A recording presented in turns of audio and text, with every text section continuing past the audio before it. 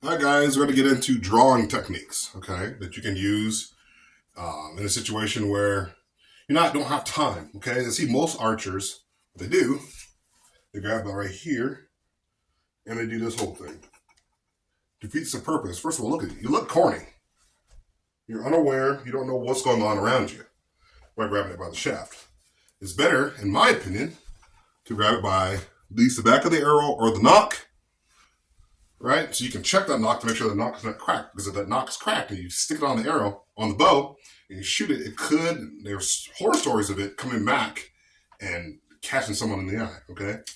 So it's important to check your nock, right? And if you're grabbing it like this, first of all, you look like a novice. This whole thing. You're sitting there like, and some people, they get used to it. I told you guys a story about in the past where I was shooting it down at the range, traditionally speaking, and I was grabbing it by the shaft, and I was doing this whole thing. Okay? That it just, first of all, looks corny. What I recommend is grabbing it by the shaft. Grabbing it by the shaft, as you can see. So I'll kind of get down where you guys can kind of sort of see me. You can kind of feel the knockout exactly where you need to grab it from. Okay? So I'll kind of put it here. And then you can even look if you need to, but I should just be able to stick it on as quickly as possible. Okay? Now, one thing you need to remember is that you want that on fletching facing away from the bow, so that that feather doesn't interfere with slapping the inside of the bow. Okay? So this needs to be facing out at all times. Even if it takes you a second, you're in a desperate situation, you still need to take a moment's time. It's going to be well worth it. Unless you're the animal or the person that's right up on you. You don't have time, and it's point blank. It's not going to matter if it's facing facing out or in.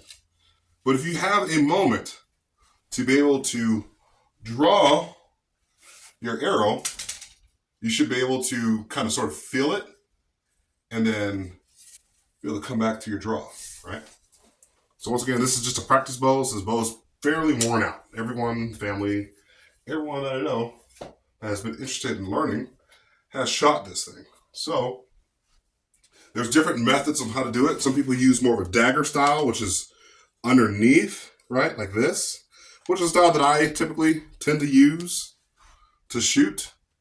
There's other methods out there. I've seen another guy where he grabs it to a certain degree and he sticks it. He kind of slides his fingers around the string to a certain degree, so he'll kind of grab it and he'll slide it through and he'll stick it on there. That's something that I probably have to work on.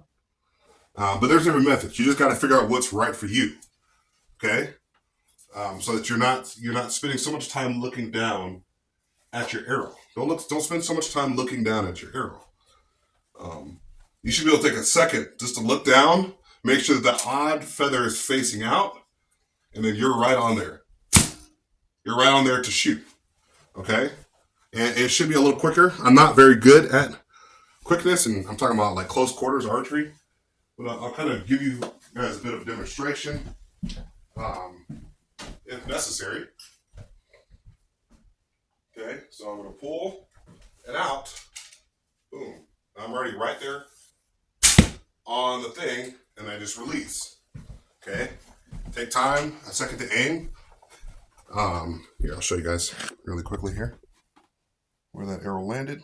Okay, and it's not very far away, but this is more of a close quarters archery type, so it doesn't involve shooting at long distances. Okay, so once again, figure out what method's best for you.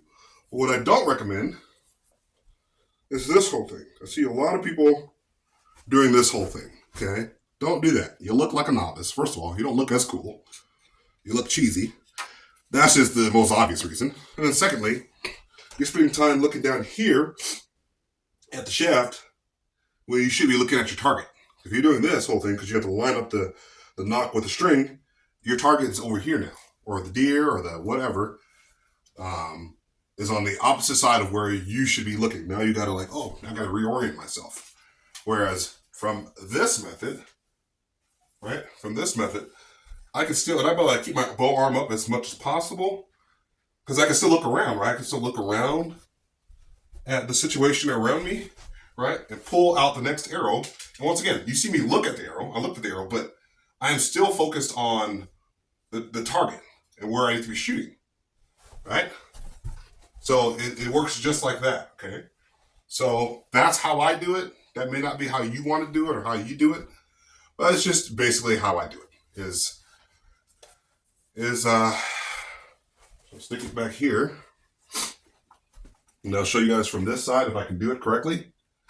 But right here, what I do is I look down just quick enough to look at the arrow to make sure it's on the thing. And some people use the upside down dagger method. I don't because your arm's bent. I recommend coming back to your regular stance and then shoot, right? Okay, so once again, if I'm moving in a situation, right, where I've already loosed an arrow and I'm moving, what I can do is I can move and then kind of sort of see where that thing is at, and then I can go back to my next situation. You see, I'm not losing sight of my target, okay? I'm not losing sight of my target. I want to be able to keep my eyes and ears open for whatever may come next. But if I'm too busy, doing this whole thing, you look corny and you don't look like you know what you're doing, and you can't fight from this position if you're in a self-defense situation, or even if you're in a hunting situation, you're doing this whole thing, right? Now, obviously, hunting people actually like set up stations on trees, and they have all the stuff that they need to prepare themselves for the inevitable shot. There's only one shot.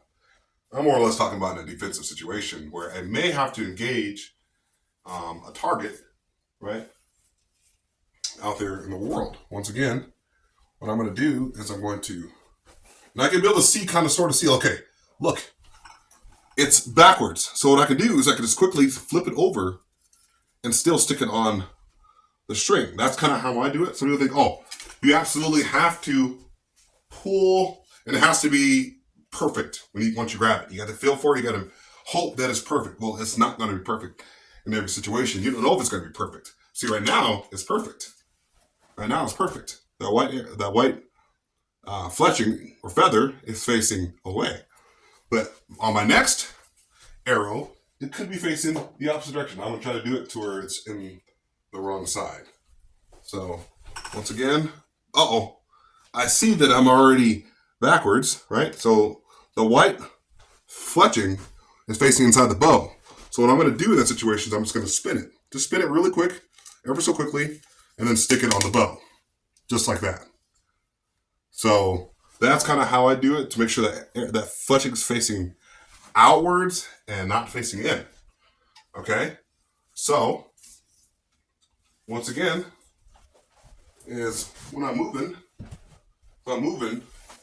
I can still see exactly where I need to go. And I'm looking around, and I'm in my element, right? I'm in my element. Okay? So, once again, that's just my tip for you guys out there who are wondering, okay, shaft or the nock? Pick the nock, guys.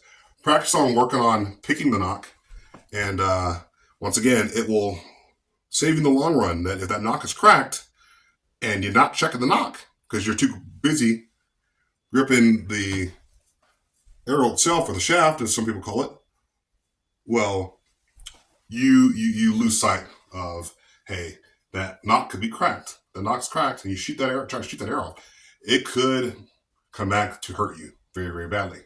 So once again, people have different methods of doing it. It's just determining which that you want, situation that you want. Now, I sometimes drop my arm. You guys will see me drop my arm and then come back for the shot.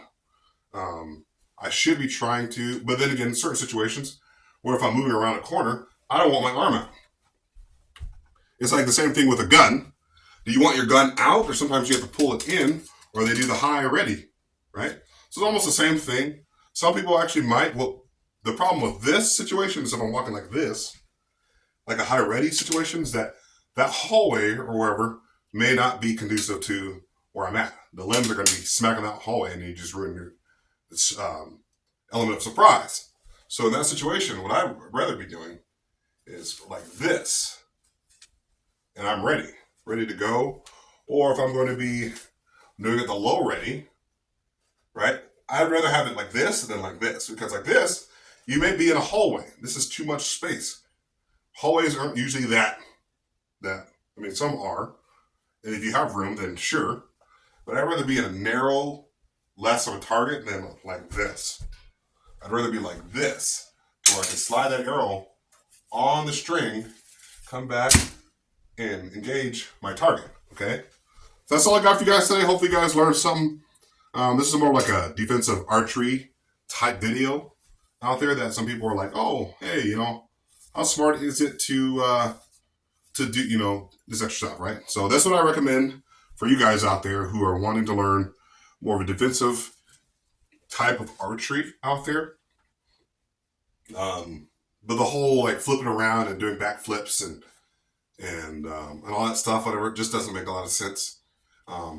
As well, and also too, a lot of people. Okay, this is gonna hurt some people's feelings, but some people say, "Hey, why don't you work on shooting from the opposite side of the bow?"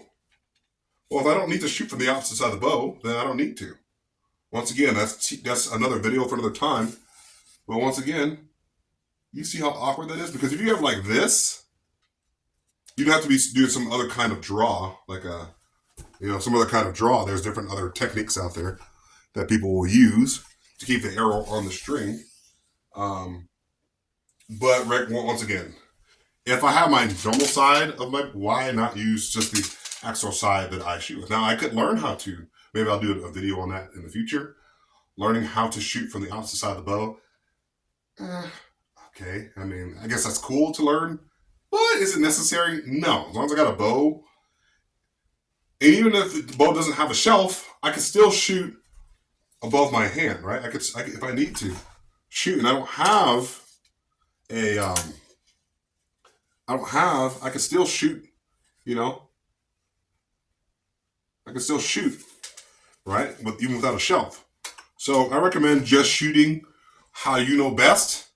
Not saying not learn different techniques, but do what you do best, okay? Some of the extra stuff out there, you're adding too many variables to the equation. You're gonna be confused. Just do what you do best, right? Put that arrow on there, shoot, stay frosty, guys.